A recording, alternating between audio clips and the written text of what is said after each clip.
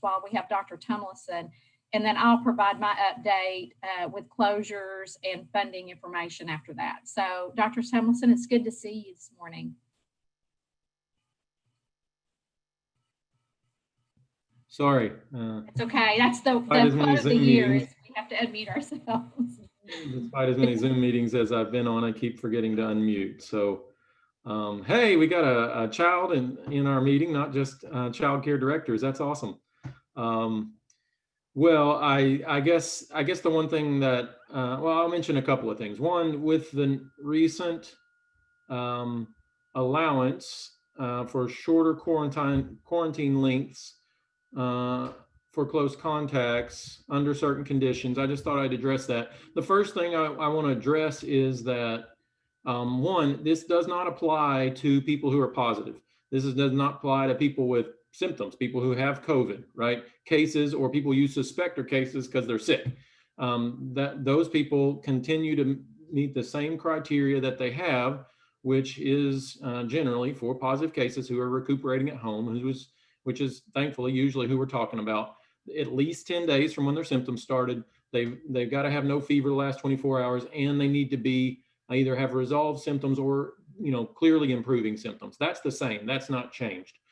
So with these new allowances, after the CDC put out, their recommendation that that this was potentially something that could be done, I think the thing to keep in mind is it is a trade-off, right?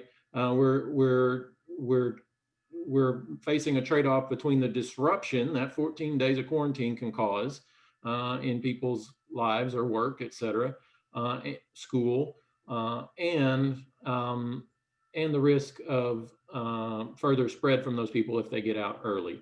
So based on the studies the CDC had and the modeling they did, they're saying that, okay, the average risk, if you just shorten basically from 14 days to 10 days, which would be the simplest thing to do, there's about a 1% risk, a 1% risk that one of those people is going to transmit the disease on. Now that's the median risk, right? It's always a range, but that's the median risk. So that's with the 10 days. With the 7 days and you get a negative test, the risk increases, right? Because we're only waiting 7 days to make sure they haven't had symptoms yet.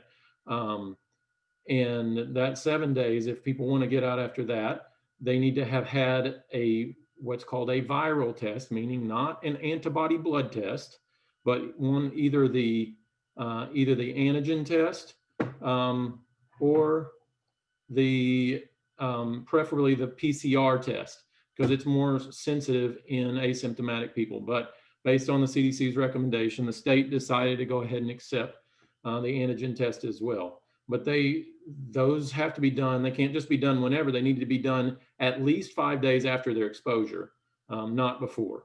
I know this has generated lots of questions, confusion, and even debate. And from what I've heard is that some daycare centers are choosing just to stick with the 14-day. And that's why we included that you'll notice in the official list of options, 14 days still on there and at the top. That's clearly the safest thing to do. So I in no way object if you, as your director of your center, choose to do that. And I agree. There's even some schools, I think, that are doing that. Others are schools, and I'm sure from daycare center directors, thinking of the employee aspect. Geez, I don't have enough employees. That's part of the reason that CDC put out this guideline and that the state adopted it, is that there are these other options in case you can't staff your care center. So, or schools too, which is what I deal a lot with as well. So that's kind of the background of why those things. That's the requirements. I also want to point out as a requirement, this getting out early only applies if you have no symptoms, right? That's in there, but people keep overlooking that. It only applies if you have no symptoms. If you got symptoms, we think you got COVID because you were exposed, right? You're in this group of people who are close contacts. We know that. You're in quarantine because of that. If you get symptoms in there, the most likely reason you got symptoms is that you got COVID. So you need to go get tested, even if you've already been tested before. So that's any time in that 14-day period, right? If somebody say they met the requirements to get out on day 7, they had a test on day 5. After day 5, that was negative. So they got out after day 7 on day 8. And then lo and behold, day 9, they start getting symptoms. Well, they're still in that 14-day period. They need to isolate and go get tested. All right. So that's another thing I just wanted to bring up, that to clarify on those points. I guess before I go into vaccines, which is the hot topic this week, I just want to take questions on that issue, because I suspect there are some questions about that.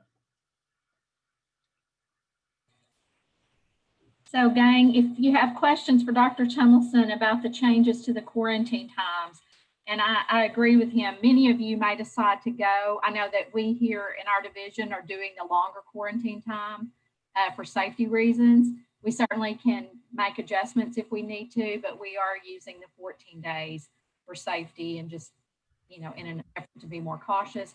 But you've heard him explain why and the risk. But if you have specific questions about, choosing those quarantine times, the 7, if there are no symptoms for someone who's been exposed, or going up to the 14 days, you're welcome to ask that. I see one from Tiffany Sharp, Dr. Tumilson. It is, and I think it's getting into the vaccine. So no questions about the quarantine from anyone before we move into vaccine?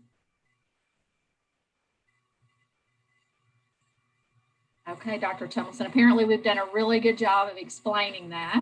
Y'all must have. Congratulations. And I dare say that this group of people must be smarter than the average, because we've gotten bombarded with questions, but y'all already got it all figured out. That's great. So on vaccines, what I would say, we have some in the state. We have very little in the state. So basically, how do I frame this? The ultimate challenge with the vaccine is not going to be, in the long run, right, not going to be we don't have enough vaccine. Ultimately, it's going to be, can we get enough people to get vaccinated and get the vaccine in their arms to properly protect the whole of Arkansas, the whole of America, right? That's the long-term outlook. Like that, by July, August, October next, we're not going to be talking about, hopefully, we're not going to be talking about, we don't have enough vaccine for all the people we want to give it to. We're going to be talking about getting it to the people who need it and getting all of those people in sufficient numbers, right? I mean, it's hard to get 80, 90% of people to do anything, right? Including a topic that can engender lots of strong feelings like getting vaccinated. So that's the long-term goal. But right now where we're at is there isn't enough vaccine for all those who need it. So we have to do it in a phased approach. And the way that the ACIP, the Advisory Council on Immunization Practices, which is a council of independent doctors and scientists that advises the CDC on how vaccines ought to be implemented, along with recommendations from many other people, and then within that, the decision of local state health departments to go by those guidelines, or if they want to modify them slightly. It's pretty unanimous, and this makes sense, right? That the people that need the vaccine first are healthcare workers, because they're at the greatest risk of being exposed to the virus. Now, that doesn't mean daycare workers aren't. We're going to get to that, right? Certainly, daycare workers are. But in the first group, phase 1A, which you may be up on this too, is going to be healthcare workers. And within that, right, there's a lot of healthcare workers, right? I mean, if you think how many tens of thousands of people in Arkansas are healthcare workers, well, maybe more than that. It might be up in the hundreds of thousands. There's a lot of people who are involved in healthcare in some way. So initially, it's going to be those at highest risk, those working in hospitals, having direct patient care, where they are likely to come in contact with somebody with COVID. So we're going to start there, and that's where the vaccine is going now. And my understanding is that that those places are vaccinating, maybe starting late yesterday and starting today. So different hospitals are vaccinating their frontline workers. Eventually that will move out to other workers in the hospital, and then other healthcare workers in medical clinics, et cetera, pharmacies, because some of the pharmacies are now testing people for COVID, and they're certainly going to be involved in the vaccine effort.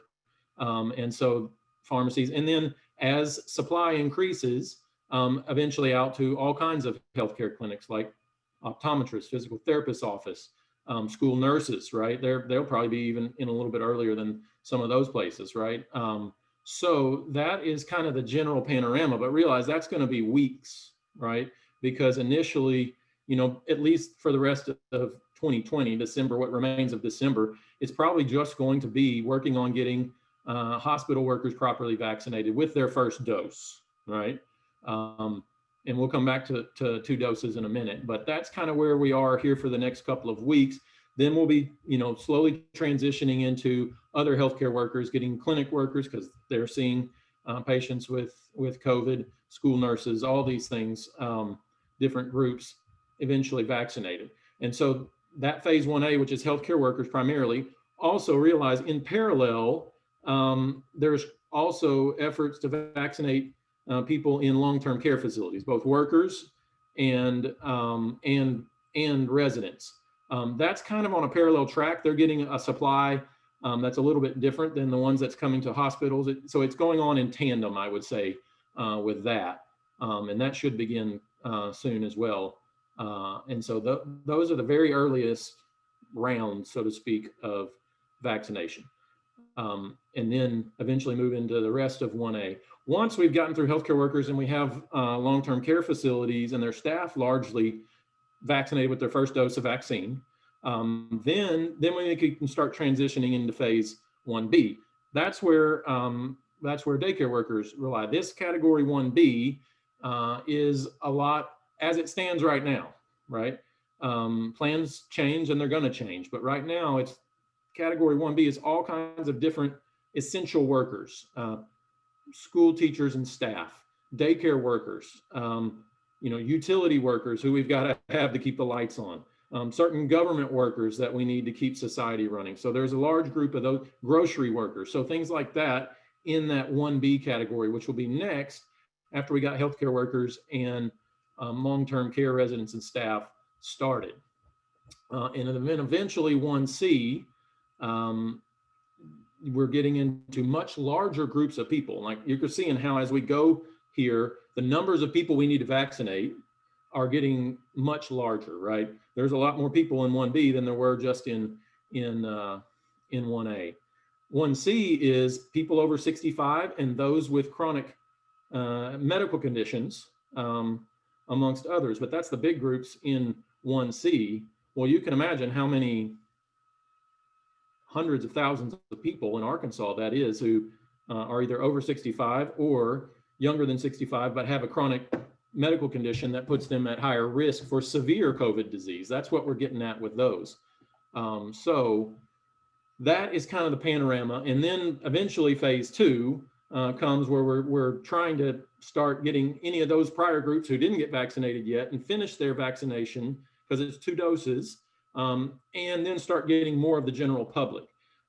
People have asked about children. As of right now, we're not going to be vaccinating children yet because none of the initial studies, which were good studies and showed high efficacy, but they weren't done on children. And that is right and good. We don't want to be using something that's experimental on children before we know if it's safe in adults. And I think that's a good thing, but it does set children back and when they can get vaccinated. Some studies have now started, are ongoing in children, but I don't think we're probably going to be vaccinating any children before the summer. That would be my guess, and that's just a guess. 2 doses, let me touch on that before I forget. Yes, the vaccines that we have right now that are in the pipe are going to be 2-dose vaccines. That's the Pfizer vaccine that has already been approved and has begun distribution and injection here in Arkansas, and the one that's likely to at the end of this week, the Moderna vaccine. Those are both 2-dose vaccine series. And in fact, all the ones that I think are still almost getting ready with the finalizing their studies sound like they're going to be 2-dose vaccines as well. And some people have questioned, well, why is that? Well, if we really look at it, and I think you guys know this because there's a lot of children's vaccines that that are given multiple times to make sure that you boost the effect. And that's just the way our immune system works. You give the first one, it starts recognizing it's a little bit, it's starting to work. It's forming some antibodies, it's forming some memory. Then you give it another one to prime it. And that really cements the immune response and allows it to have long-term memory, so to speak. So that's why it's going to be 2 doses. And that's a common thing with vaccines. Not all vaccines are that way, but many of them are. And so that is not out of the ordinary for vaccines, and is the case with the vaccines we are going to have in the near future for COVID. And so the initial one, this Pfizer vaccine, is going to be a minimum of 21 days have to pass from when you get the first one to when you can get the second one. And then the window period is long. Like, you don't have to come back on exactly day 21. If you come back in a week or 2 weeks, or probably even 3 or 4 weeks, you can still get your second dose, which is good that there's a little flexibility, but it can't be before 21 days. The Moderna one, I'm not sure. There was debate about whether it would be 21 or 28 days. So we'll just have to wait and see on that. Hopefully for simplicity, it might be 21, but so we don't get confused on when someone should come back, but we'll see. The important thing to know is that somebody that gets the first Pfizer vaccine needs to get the second vaccine as a Pfizer, and vice versa. If they get the Moderna vaccine first, then they need the Moderna vaccine second. So that's going to be important. And how do you make that happen? People are going to be getting a card when they get vaccinated, and hopefully some kind of electronic smartphone thing that shows you got vaccinated at this place on this date with this vaccine, come back on this date. And hopefully the places giving the vaccine will just schedule them a follow-up appointment. Now, practicalities, when we get to phase 1B, how are daycare workers going to get vaccinated? Hopefully by then, the vaccination those providing the vaccine will be much broader. Toward the end of last week, we had already had 900 and something vaccine providers sign up in the state of Arkansas, and that number is increasing every day. So there's a good chance, I don't have cemented plans to tell you, but there's a good chance that by the time that you and your workers want to get vaccinated, that your own doctor or medical office might be providing the vaccine. So that will be the first place to check, just because why wouldn't you get it from your own doctor if they're giving it? The other thing is, if that's not the case, then there are going to be other places in the community, whether they're other clinics or if they're setting up special, vaccination only clinic days or something like that, or even pharmacies doing the similar thing. Okay, well, we can set up for daycare workers and we're doing them on this day. It's just going to take coordination, and I don't have the details yet to give you to try and start coordinating that. But that's going to be local coordination. The local offices of emergency management are helping with vaccine coordination, in the pharmacies and other clinics that are doing it. So they'll be a resource in the future. I don't think it is going to, if you already know them, you might just touch base with them, but I don't think there's a rush to reach out to them about that yet, because I don't think they have details about 1B yet. We're just trying to get things really going with 1A at this point. So that is kind of, I guess, what I'll ramble about that. There was a question about the COVID vaccine being mandatory or optional for childcare workers. The state has no plans to make it mandatory for childcare workers. It's to some extent your body, and you need to be sure. Now, I think there's every reason for everybody that fits in a stage or qualifies to get the vaccine, and I wholeheartedly recommend it. But I don't, from a state perspective, and that's all I can speak to, I've not heard or seen anything about it being mandatory for pretty much anyone, and specifically haven't heard anything about it being mandatory for childcare workers. I don't know if DHS wants to comment on that. She looks like she agrees with me. Yes, Dr. Tumilson, we really, just as a reminder to our colleagues, we follow the health department's lead on any communicable disease, including COVID, as well as follow their immunization guidelines. So we have no plans.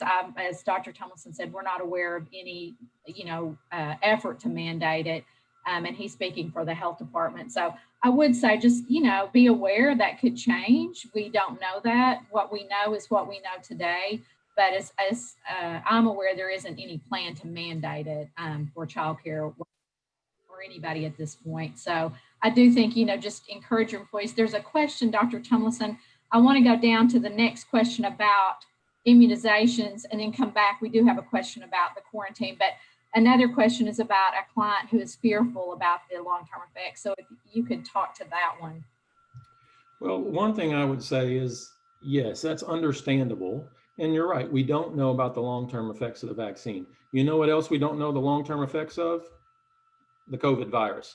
So we don't know. We are starting to see some intermediate term, and there's a bit more than maybe we initially thought. You've heard of long COVID or the long-term fatigue that some people are getting from COVID. Those aren't super frequent, but they are happening. And I'm hearing people saying, man, it took me 2 months to really feel back to normal. Others that it's much longer than that, right? So we just don't know the answers for the virus and what it does long term. And likewise, we also don't know the long-term effects of the vaccine. Now, that is generally the case with any vaccine. Even after it gets approved, safety monitoring goes on. And so the CDC has always had pretty good safety monitoring systems called VAERS, Vaccine Adverse Effects Report System, that when people report something to their doctor they think might be due to the vaccine, the doctor reports it to that. They're rolling out a thing called VSafe so that when you go get your vaccination, they're hoping that clinics and doctors will give you this sheet of paper that has the VSafe program on it. It's got a QR code. You can scan it on your smartphone, and then you basically have to agree to be in it, but then you like put your data in there, and then it's going to proactively send you questions on certain days post-vaccine to ask how your symptoms and if you've had any adverse effects and how bad they are. Remember, I as a doctor, if you get a sore arm, I'm sorry, but I don't really care. That's going to happen. That means the vaccine's working to some extent. Some people have a little worse symptoms like achiness, generally feeling fatigued. Those are things that have been noticed with the vaccine, but those are short and generally resolve by day 3, right? The fatigue. Occasionally, very rarely, people get a fever from a vaccine, including the COVID vaccine. So those are important things to talk about with whoever's giving you your vaccine, and they can happen. Those aren't the long-term effects you're asking about. And the truth is we just don't know, but there are mechanisms in place to get that information as we go further. Realize, the studies that were done tested 40,000 people, 30-something thousand people in each. And that's a pretty good number to find out if the vaccine works and to get some initial data on frequent safety issues. But there are things that sometimes happen with vaccines that are like on the order of 1 in 100,000. Well, obviously, we haven't vaccinated that many people yet to know what those are and if they're going to pop up, right? So those things we can only learn later. But there are ways to report it. And there are ways for now, which is good for the person who got the vaccine to report it themselves. And I think that's a good thing. Regarding specifically about the fear of infertility, I've heard that. I don't know what it's based on. I don't know why specifically with this vaccine people are concerned about that. That's not a common problem with other vaccines. I can't say that it hasn't happened, that it won't happen, but I don't see any specific reason to fear that in what's come out so far from these vaccines. Do childcare workers get priority status for the vaccination? Yes, you're in phase 1B, and that's a long time before a lot of other people. So that I would say, yes, you're not the highest priority, but you are in a priority group. And I would expect, I'm just guessing here, but this is going to be probably March at the latest, maybe even before that it's time for childcare workers to get vaccinated. So we've got a little bit of time, but not just tons, right?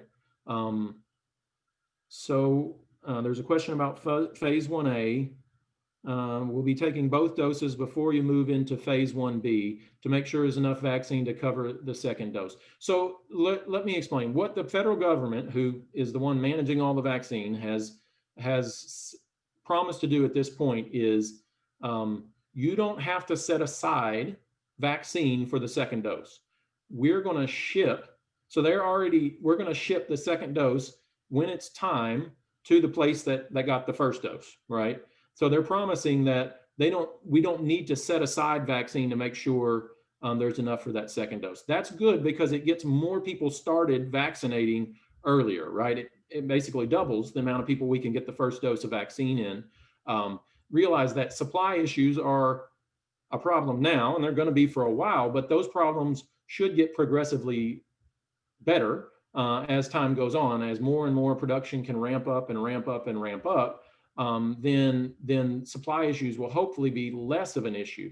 So it's good that they have promised and set things in motion to be able to do that. And it sounds like a pretty good plan so that we can go ahead and get as many people as possible vaccinated. So whether we'll have to have everybody from phase 1A be vaccinated with both doses before we move to phase 1B, no, it's not necessarily how we have to do it. It will be the case that some of the people that got the earliest vaccine doses in 1A already got their second dose because it's been more than 21 days. I mean, if you think somebody gets vaccinated today at a hospital, well, they're getting their next dose and right after the new year, right? So that's not that far away. And so, yeah, some people will already have 2 doses, but not everyone. That brings up a point that's not really this one, but I want to bring up. Remember, you're not immediately protected from the virus as soon as you get the vaccine, right? It takes the initial dose, they're saying it's probably going to take 10 days roughly before you have, protection from the first dose. And then after the second dose, 7 more days from that second dose before you can really think you've gotten the full protection you're going to get from the vaccine. And that brings up the question, people, well, can I quit wearing masks as soon as I get vaccinated? No, you can't. One, everybody in the state's wearing masks and we need to keep wearing masks. 2, the studies that have been done have looked at how well the vaccine keeps you from contracting the virus and from getting sick from it, right? It is looking for, did we keep people from getting sick from COVID? And it looks very good at that. But there's much less data on, did it keep you from spreading it, right? Those are harder studies to do. They take a lot more time. That even if you've been vaccinated, could you carry a small amount? It didn't make you sick, but are you spreading it to other people? Now, clearly that's going to be a lot less. And I think it's going to, in the long term, we're going to find out, yeah, it did keep it from spreading just as well as it keeps you from getting sick from it. But with a virus that, up to 30-40% of people have no symptoms at all, then we got to be careful with that. And that's why we need to keep masking for the time being. Because remember, especially in the early stages, I mean, we're going to have minuscule percentages of the Arkansas population that are vaccinated. Dr. Tumilson, I've got one question that goes back to quarantining. They have a staff member out with a child that's positive. Is it still the rule that her quarantine time will not start until the child's 10 days are up? That is still the case if that person cannot separate from their child. And if they're a small child, then they're probably not going to be able to. And we understand that. So yes, or hopeful. And the reason for that is if you got a sick baby, right, you have to care for that baby. You're going to be close to that baby. So every day is a new opportunity for you to contract the virus. That's why we can't stop that here, start your quarantine clock until baby's isolation clock is over. Meaning we don't think the person who's infected is infectious anymore. They can pass you the disease. Then your clock can start. Hopefully that total time period, which was 10 plus 14, right? That's 24 days at least. Hopefully that can be shortened now if places are adopting the new quarantine length, at least shorten it by 4 days or 7 days total, but that is correct.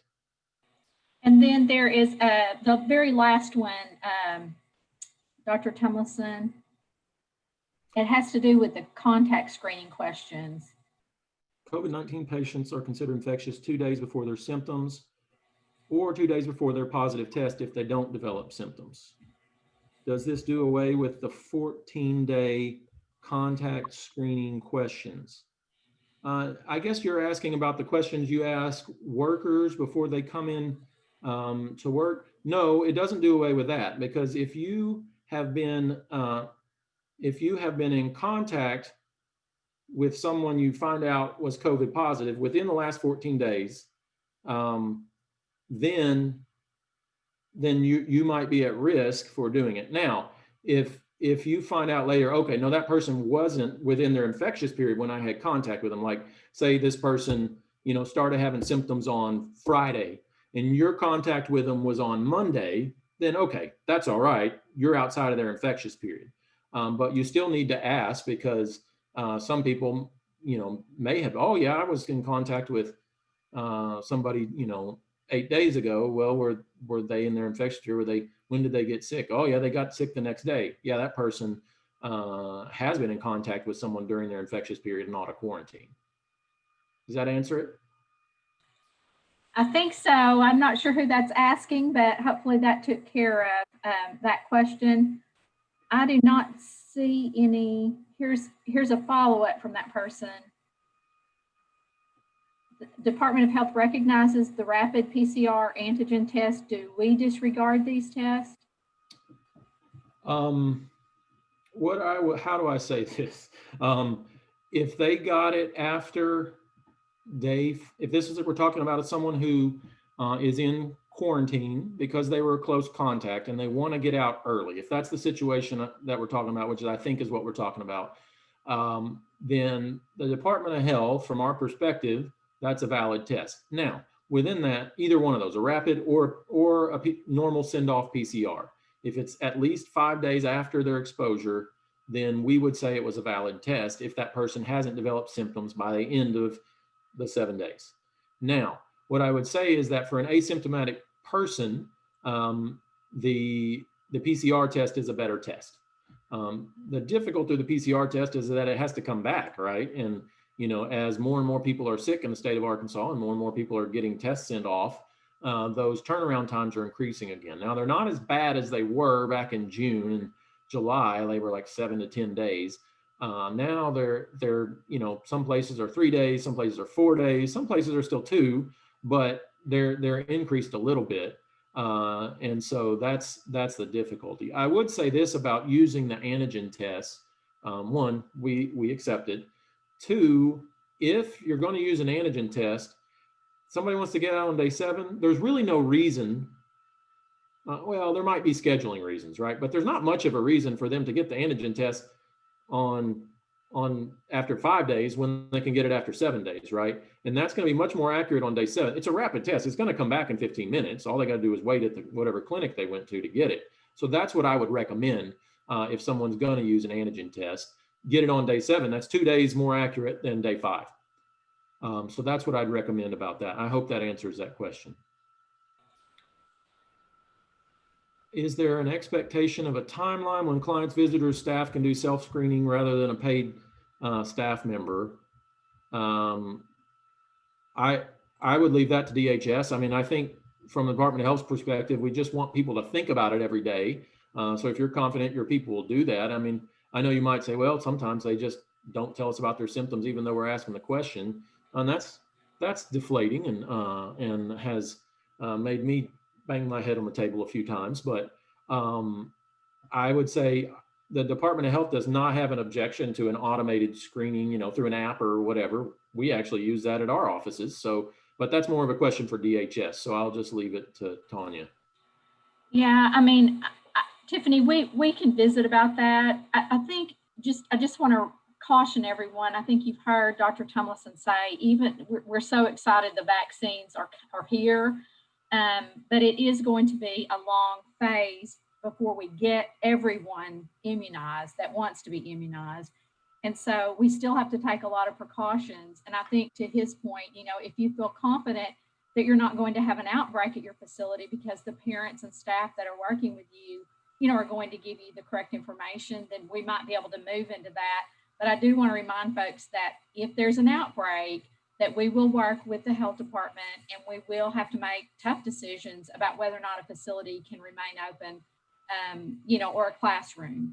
At this point, we've had more classrooms closing than whole facilities, although some decide to do the facility. But I just don't want you all to get into a situation where you have outbreaks going on. And I will tell you, when I look at the numbers, as with all the numbers in the state right now, ours, were very low for a long time, but they are, increasing. And I've steadily watched our staff member who's tagging those, send them in while we've been on this call. I've probably gotten 8 to 10 while we've been on the call.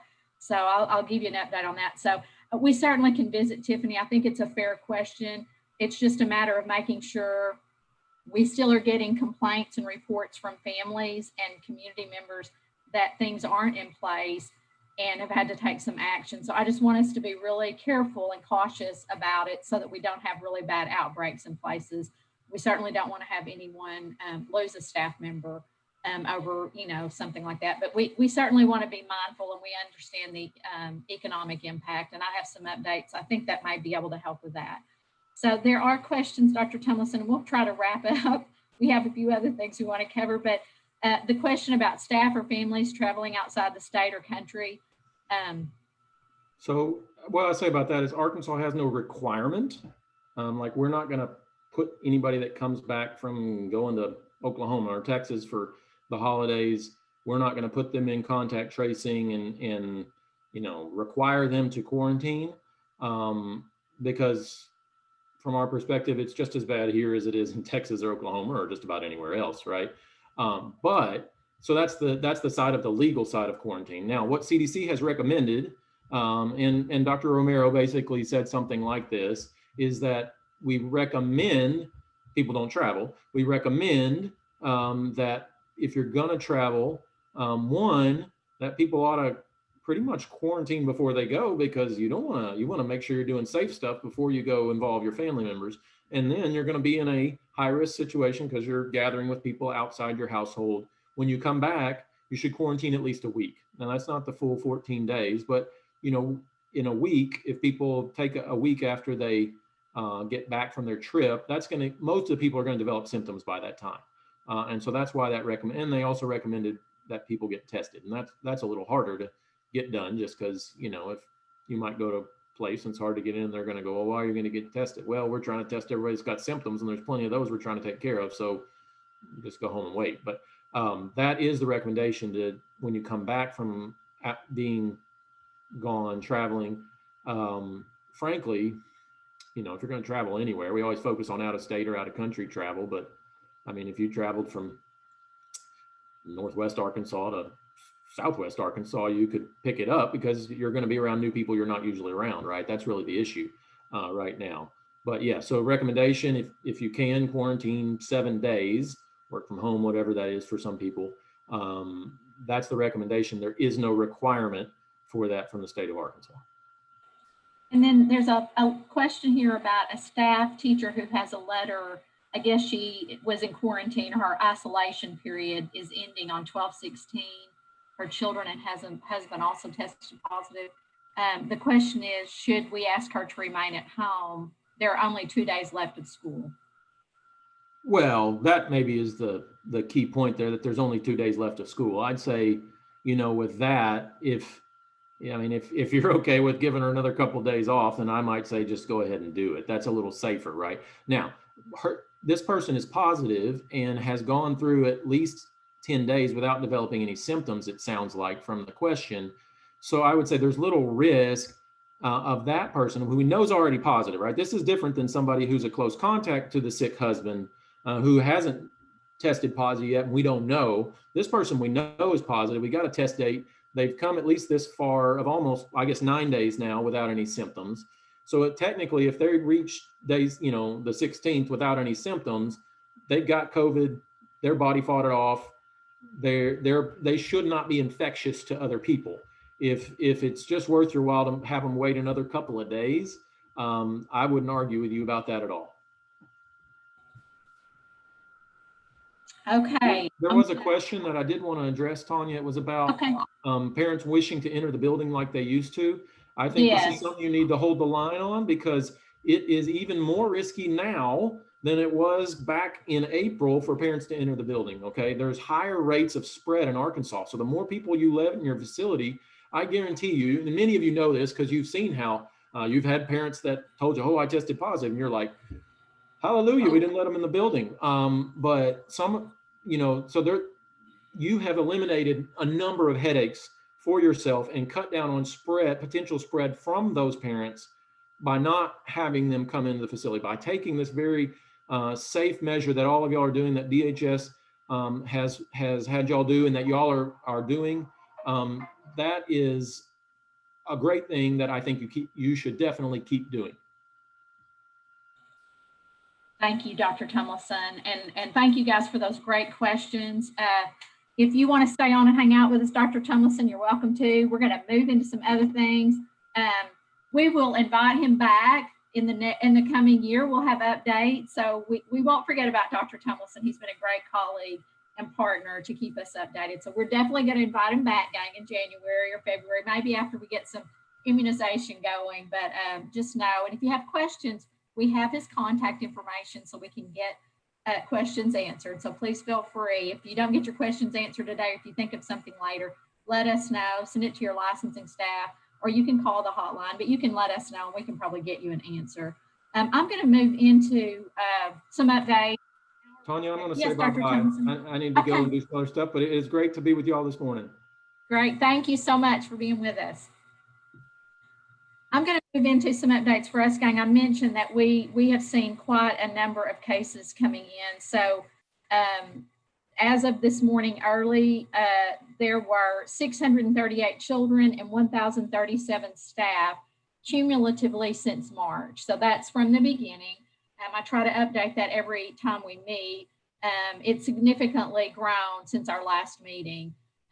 There are 106, and that was early this morning, probably at 8:15. There were 106 active cases, but I have seen several steady emails coming in with additional numbers, so that's probably increased. By active cases within the last 2 weeks, so since the 1st of December, right after the 1st of December. So just wanted you to be aware of that. We are seeing, and I'm sure the holidays, we've seen a lot of spread, during the last couple of weeks across the state, not just in early childhood childcare. I still think these are pretty low numbers, gang. So I just really appreciate, I know it's tough, but it is sort of double down. We really have to just stay our course here because, as Dr. Tumilson said, the spread has gotten, and if you watch the numbers, it's just gotten bigger and bigger and bigger. So the cumulative numbers, Misty, for children, it's 638, and for staff, it's 1,035. It's almost always double, not quite double for staff, but as you can see, more grown-ups get this illness than young children. Or young children probably aren't being tested, they're probably asymptomatic. We could have a lot of children who have it and just don't even know. So, but it's 638 for children and 1,035 as of early this morning. There are 1,899 facilities open that have been reported into us with the closures that serve or have the capacity to serve 161,267 children. There are roughly 70 closures that have been reported in. Most of those are temporary. These are temporary closures. We do have about 33 permanent closures this is cumulative as well from the beginning. Most of those have cited COVID, financial, health. A couple were some other personal reasons, but there are 33 permanent. They really are all over the state. There's not a specific area. They're really, I would say north, south, east, west, but 33 that are permanent. I believe there were probably 7 or 8 family child care homes, with the remaining number being centers, but I haven't looked at that specifically in a couple of days. So as far as the funding that we received early this year in the spring, the 41 million, we have spent 35 million as of last week. The projection will carry us through December 31st, and we will have a little bit remaining in the cleaning bucket, in the positive for deep cleaning. Whenever you have a positive case, if you need to deep clean, we will still have about a little over $1 million in the deep cleaning area. So if you need to clean a classroom, and we are seeing a lot of those come in now, so we are starting to use more of that. But if you're cleaning a classroom, most of those are pretty small numbers, and so it hasn't. We haven't used as much of that. So we still have. We're going to have probably $1.5 million left going into the new year for that. So I want to just talk for a moment. I know there are folks that may be aware, maybe you're watching, maybe you're tracking. Congress is meeting and working on future plans I do not have any specific knowledge, and I always tell people it's just like you planning your budget. I cannot plan without a letter of award. I can't go to the legislature. I can't ask for an increase, but I can tell you that I do believe there is going to be some additional relief funding. I believe it will be very similar to what we had before. I think the state will get additional money and we will use it probably very similarly. I don't know that we'll change a lot of things. We have learned some things. We will definitely be contacting programs to make sure they're open before we pay. We did end up paying some programs that were closed by just going off the license information. So we're going to have to verify that programs are open so that we don't pay someone who's closed. That was pretty small, but we still can't take any risk there from an audit standpoint. We'll probably be able to serve essential workers. So those families, if there's funding and they allow for that, we will continue to serve those essential worker families. But I can tell you right now, we have not gotten anything official. Congress has not even taken action. There's lots of numbers floating around. So some of it's more, some of it's less than what, the 3.5 billion that the nation got before for childcare is what we got before. There's talks now of 5 billion or 10 billion. I think somebody said even 40 or 50. I'm just telling you guys, we have no specific knowledge at this point, but I do believe there will be some relief. We will continue to pay supplement or essential workers through the end of December. We will continue with the supplemental amounts through December 31st. The governor did extend the current executive order. So I think that ended last Friday, but if you guys are not aware, he did extend that. And so we will continue for those regular low-income childcare families. We will continue to pay the supplemental amounts. Our essentials will remain on through December 31st. And we will continue to pay for the deep cleaning if you need to close and clean a classroom or clean your building. So that's probably it for me. I do want to let you know, and I see there's some other questions in the chat box, so we'll get to those. We are going to change the meeting time. We talked about that on the last call. I wanted to keep it the same for the remainder of the year. This will be our last call for 2020. When we start back in 2021, we will move it from the current time, 10 to 11 to 12 to 1. I've heard from folks that they think the hour, we will test that. Hopefully more people will be able to participate. We have the capacity to have up to 1,000 folks on this call. And, we usually only have a couple of hundred at the maximum. So we hope that will allow people to include their staff or other individuals will be able to get on. So we're going to try that. So our next calls will be January 12th and 26th. We will post the date and the time on our website. Please know that our website has been changed. That's not us changing it. That is part of a state agency and requirement by our state leadership. So our agency has undergone some changes. So we apologize as you're trying to navigate our new web pages and website that it looks very different, has a different feel. Hopefully you will get accustomed to it. But if you have difficulty finding something, please let us know. Typically, this announcement is under the COVID announcements. It's under that portion, but we will put the date as well as the information for the call. But that'll be January 12th and 26th from 12 to 1, starting in the new year.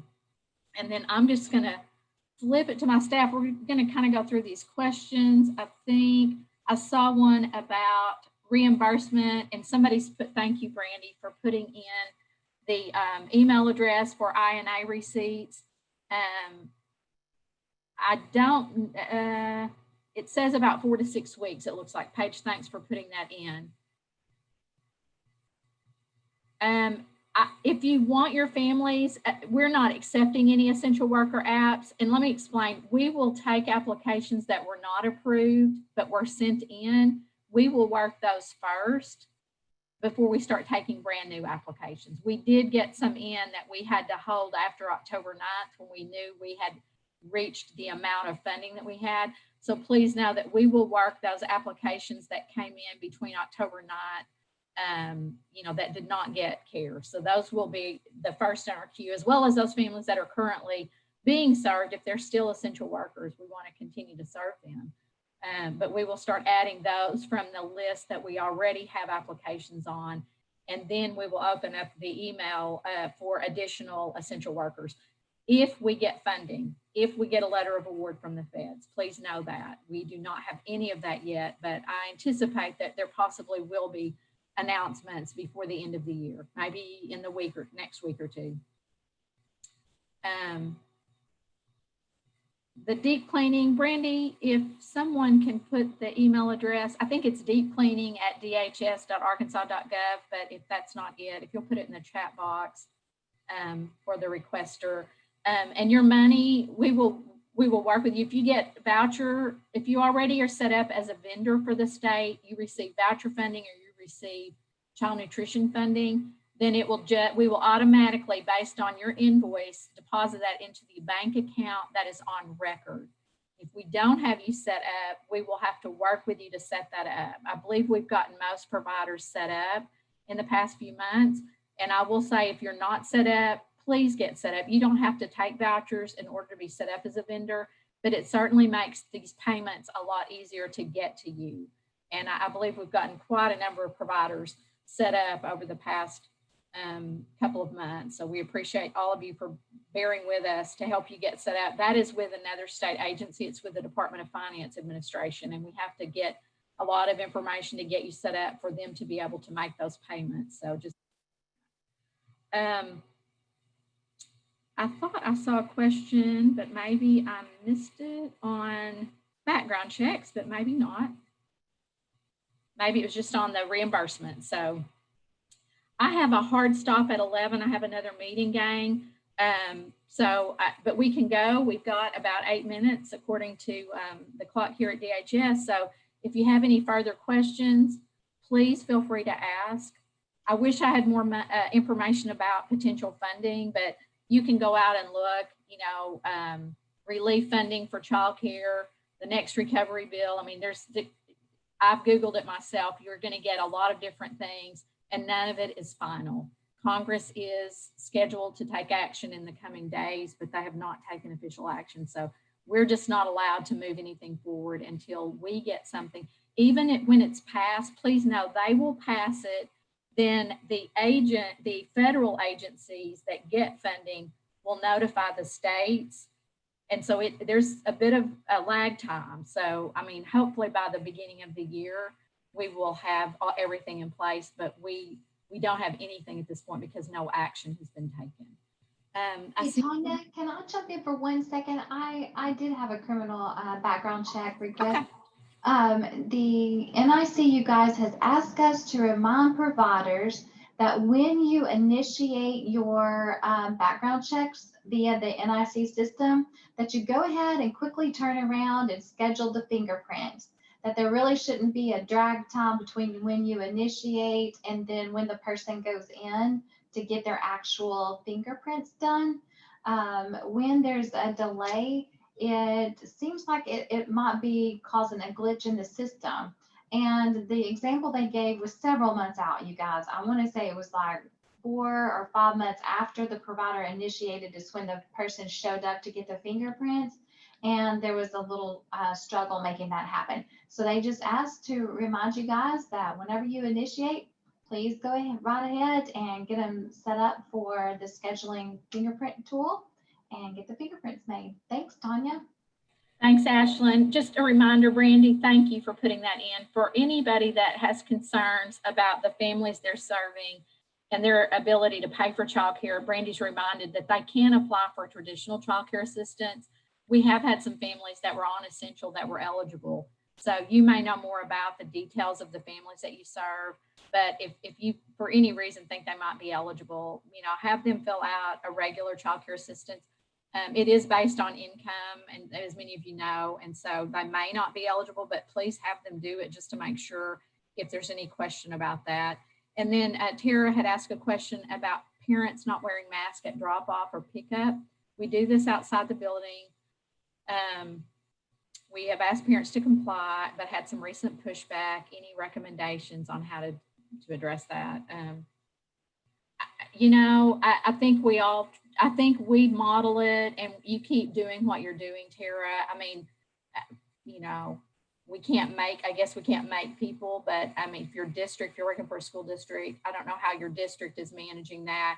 I just think you try to encourage it. And it's unfortunate for those of us here in the agency who have lost people, either loved ones or staff.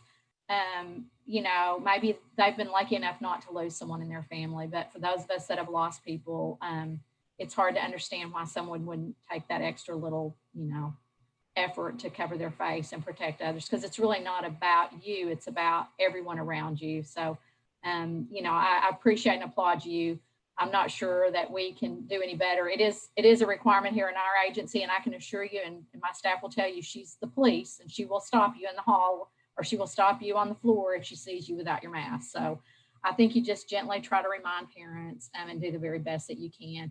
You know, you're doing it outside, which does afford, if there's airflow, there's some safety there, but I apologize for that. It's very unfortunate, and it makes it hard for you all to serve their children safely and to serve other people's children safely, and for your staff to be safe. So, Jennifer, I typed a note, but just so that everyone sees that, if Congress does approve new funding for essential workers, I'm assuming you mean the current families we're serving, we will not have them refill out an application. That seems very, that seems like a lot of work and unnecessary work. What we would want to do, Jennifer, and for the rest of you, we do need verification that they're still an essential worker. We would probably have to just confirm or update. It could be through email verification or something, that they still need the service, that they still need the funding, and that they still are in that job as an essential worker. But we will not have them fill out more paperwork. So just so you know.